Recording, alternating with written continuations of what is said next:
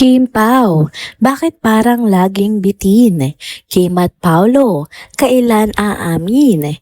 Kim Chu, charity ang priority tuwing birthday. Tara, kwentuhan muli tayo.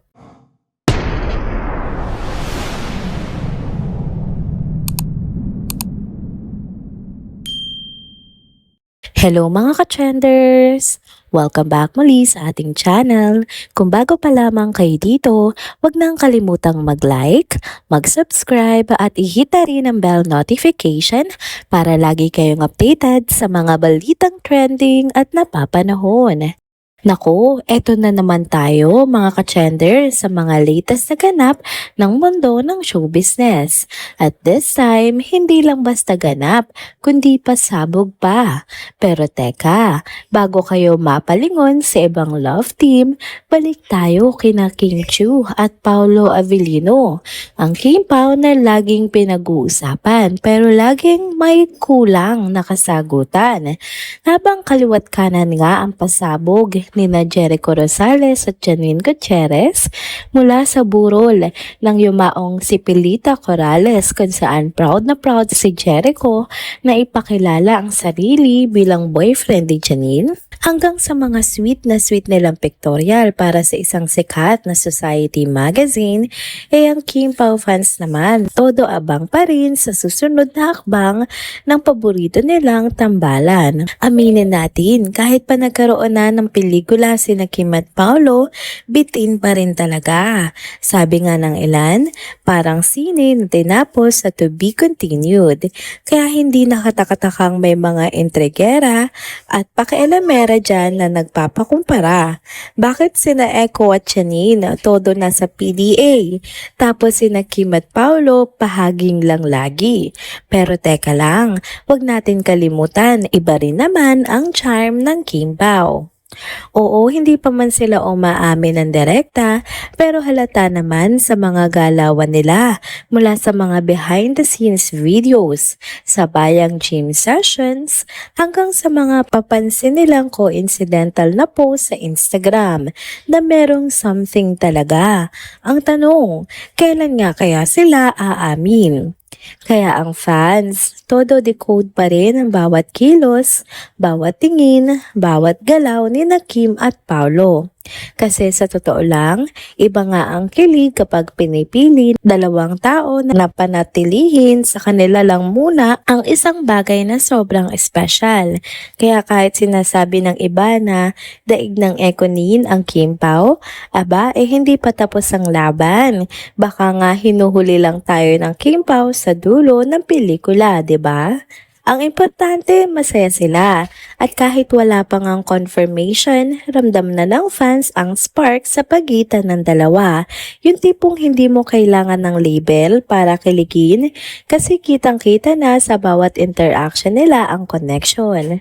So sa mga nagmamadali dyan, relax lang. Hindi lahat ng love story kailangan idaan sa pasabog.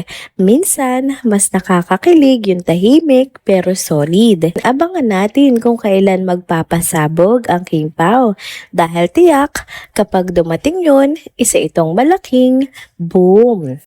Next topic naman tayo mga ka-trenders. Kim Chu, hindi talaga nagbabago. Taon-taon na lang ay may ginagawang kabutihan tuwing birthday niya. Imbis na bonggang handaan para sa sarili, inuuna niya ang mga bata at kapwa nating nangangailangan.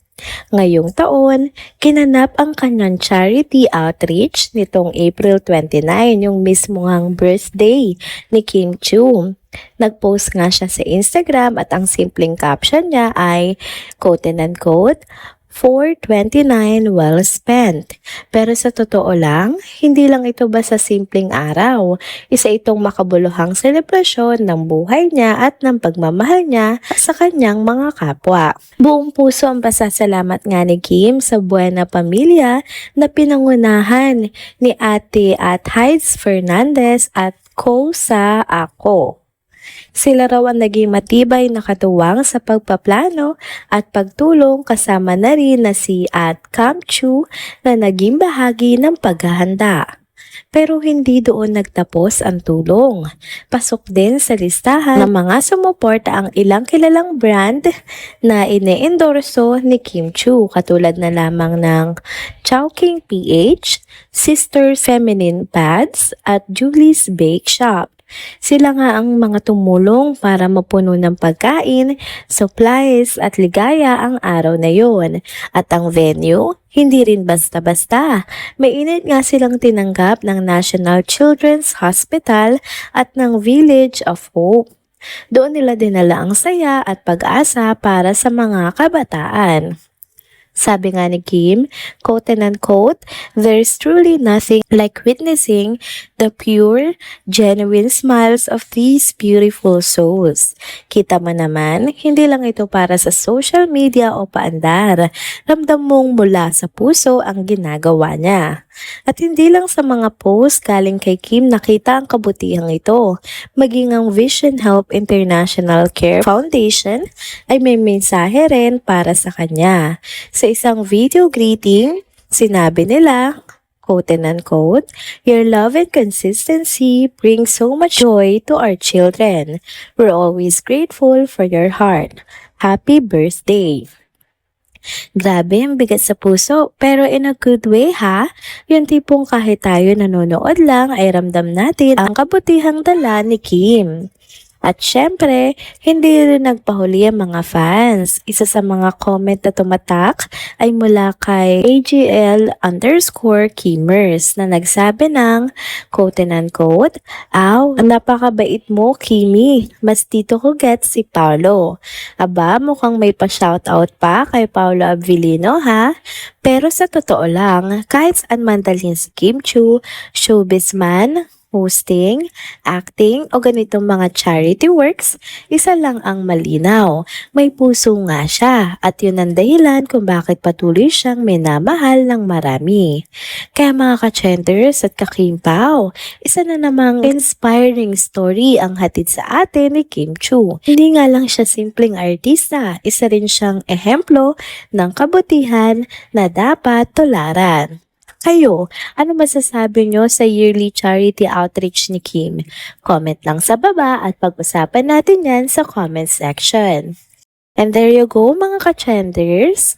Dito na po muna nagtatapos ang ating isa na namang trending video update.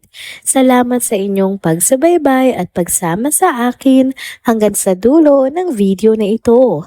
Pero bago kayo umalis, huwag niyo pong kalimutang mag-like, mag-comment, mag-subscribe at i-hit na rin ang bell notification para lagi kayong updated sa mga balitang trending at napapanahon. Kita-kits sa susunod na video. Paalam!